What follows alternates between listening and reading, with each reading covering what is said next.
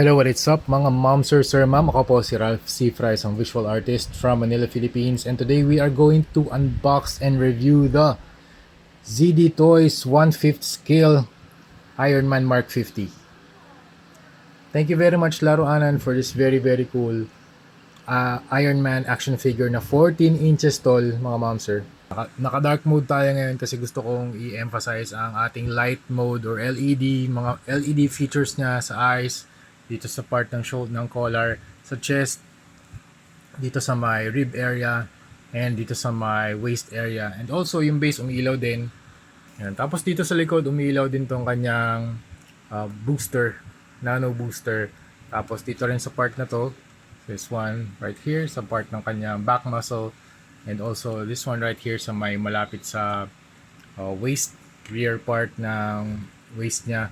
And also look at that, very nice LED lights. Galing ni ZD Toys, ang galing talaga dito. One click lang dito yan sa sa likod sa may part ng waist niya, yan dito sa baba. Tapos ang charging port niya ay USB Type C. Pati dito sa base niya, Type C na din. Okay, ang switch naman ng base nandito din sa harap yan. Turn off, turn on. Yan, nandito lang siya. Tapos yung charging port niya nandito sa likod. Okay? So inuna ko na yung mga light features niya, LED features. That's super cool. Yan, kung gusto niyo bumili nito mga ma'am, sir, punta lang kayo sa laruan ng 3,750 pesos only. Yan, tapos ito yung size comparison with Hot Toys na War Machine. So War Machine stands around 12 inches tall. Tapos ito naman si Iron Man Mark 50 from ZD Toys ay around 14 inches tall. Yan, medyo malaki din yung difference, 2 inches. Again, if you want to buy this, punta lang kayo sa laruan ng 3,750 pesos only. So ito na yung box niya. At the front of the box, Iron Man Mark 50 from ZD Toys. Meron siyang seal. Ibig sabihin ng product na to ay original and authentic. Hindi siya fake, hindi siya KO, hindi siya bootleg. The side of the box, ZD Toys logo, Avengers Infinity War, Iron Man Mark 50 action figure. And here's the back. So a total of 18 light emitting positions on the main body. 18 LEDs. Tapos Type-C charging mode, very nice.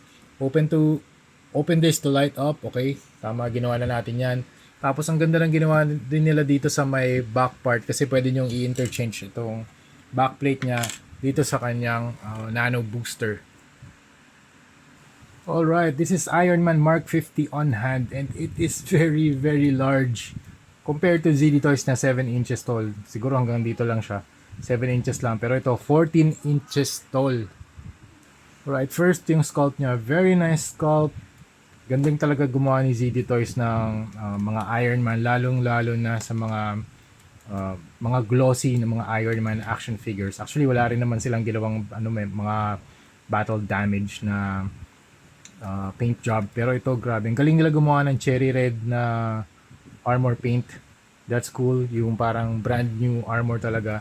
Look at that. Yung mga lights nila na from this nano booster, nano backpack. Tanggalin muna natin to Ayan. Patayin muna natin yan.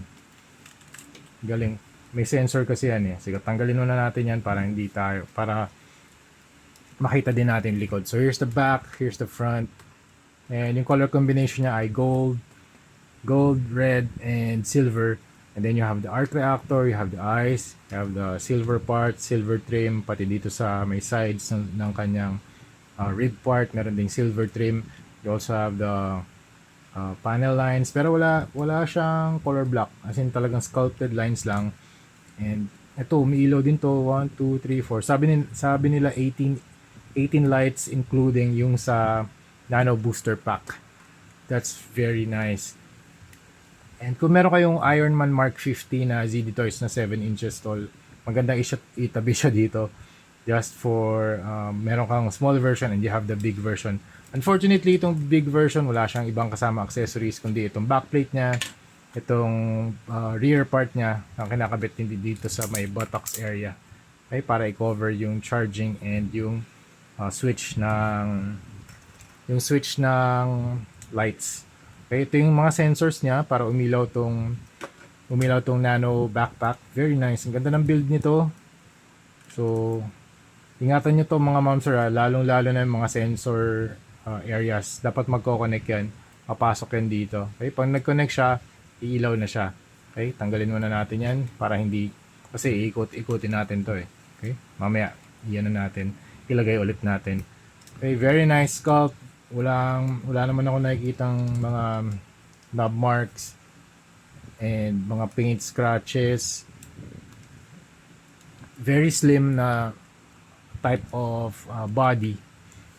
Hindi siya yung very bulky armor, and also very tapered yung design, very muscular. Yun nga, tapered siya dun sa muscles. Hindi katulad ng Mark 7, very angular. Ito very smooth, very tapered, and marami siyang curves. Pati dito sa legs, sa body, sa chest, dito sa lalo na dito sa shoulder armor. And also, yan, dito rin sa head design, very cool, nanotech armor, armor plating design ni Iron Man. Okay, in terms of articulation, head can look up, down. Can you go 360? Hindi. Okay, rotate. Ingat lang ah. Ingatan ko lang din kasi copy to ni Laro Anan. Again, thank you Laro Anan for sponsoring this video. You can extend itong shoulder armor, shoulder armor, and then meron din siyang butterfly joint. That's very nice. A very nice touch. Meron siyang mechanical detail dito sa kanyang inner workings sa shoulder. Also, you can rotate this. Tapos, double jointed ba to? Okay, ingat lang. Ayokong... Okay, nice. That's cool. Pwede nyong iangat itong elbow niya. Ay, tama. Itong bicep niya. And then, you can rotate that. Okay? You can bend that. You can bend that double jointed na elbow. And then, ito, unfortunately, hindi siya umiilaw. Yung hand. Okay, yung repulsor blast niya. And also, yan, kaya hindi na nila ginawang articulated tong part na to kasi ayaw nilang ma-compromise yung LED. Kasi lahat yan meron ng mga wires yan eh.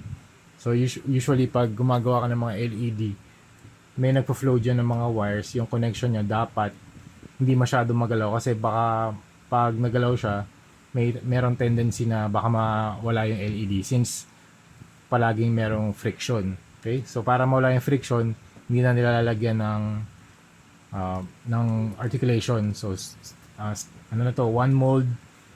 Tapos para magawa rin nila tong one click lang na LED from eyes, chest, body hanggang dito sa part ng legs.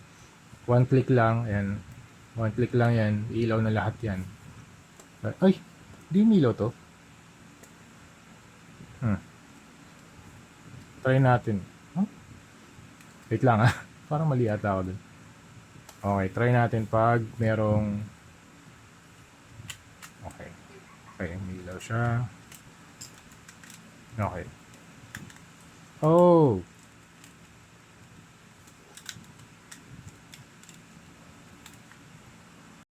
Alright, I'm wrong. Hindi pala umilaw to. Hindi umilaw tong part na to. So, hindi pala. Hanggang dito lang kasi may articulation din dito eh. So, I think hindi na nila nilagyan kasi kaya nga, meron na siyang movement. So, dun sa mga parts na hindi gumagalaw, yun yung pinapailaw nila. Tulad nitong part na to. Look at the blue LEDs are very, very nice. Yan. Yan. Sobrang ganda ng nanotech na armor na to. Kasi ang dami niyang weapons na pwede niyang gawin. So, sayang lang na, syempre, pag maraming weapons na included, mas mataas din yung price. So, this one is 3,750 pesos only. Pag in-include natin yung mga nano booster, yung mga battering rams, yung repulsor cannon, energy displacer cannons, nano hand blades, nano katar, battering rams, energy mallets, foot clamps, automatic energy blasters, energy blade, nano shield. Yung nano shield, sobrang laki nun. Energy displacer sentries, and nano foot mega thruster. Siguro abot to ng 7K pag in-include lahat yun. Kasi ang laki nun eh, lalo na yung nano shield. So, yung ginamit niya, sobrang laki nun na plastic. So, this one is a very, very nice na action figure. Lalo na kung gusto nyo malaking Iron Man na Mark 50. Meron din si Hot Toys, pero ano siya, 12 inches tall. Pero yun, marami accessories yun. Pero I think, if you can buy the Hot Toys na accessories, baka pwede rin dito. Pang display lang, di ba? Katabi lang niya. It's very cool.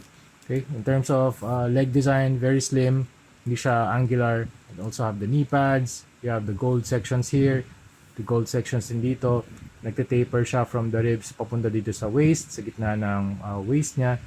And you also have the gauntlets. Very nice gauntlets. Meron ding gold trim.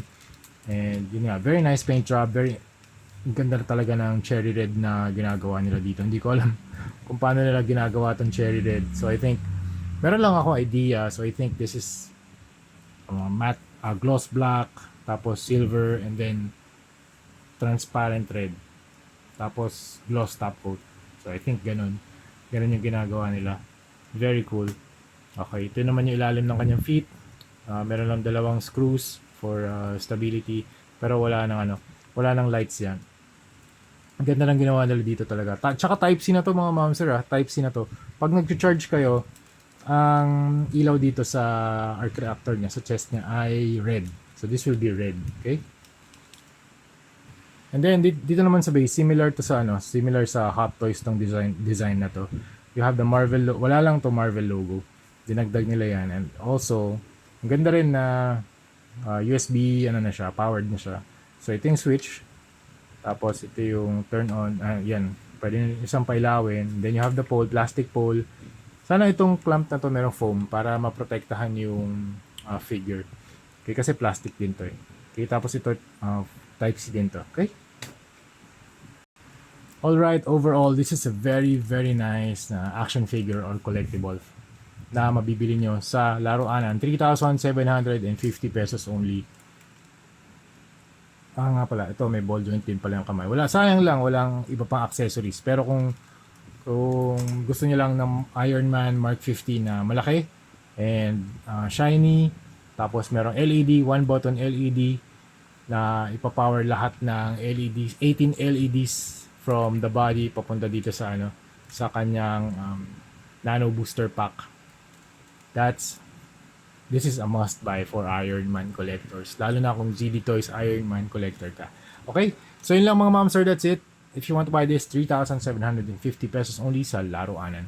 Thank you very much Laruanan for always sponsoring our videos. Sa mga kung gusto niyo pang bumili ng iba pang Iron Man armors or Spider-Man or Superman or Funjoy, ZD Toys, Transformers, punta lang kayo sa Laruanan on Facebook and Laruanan on Shopee. Thank you very much for watching and see you sa next video. Bye-bye!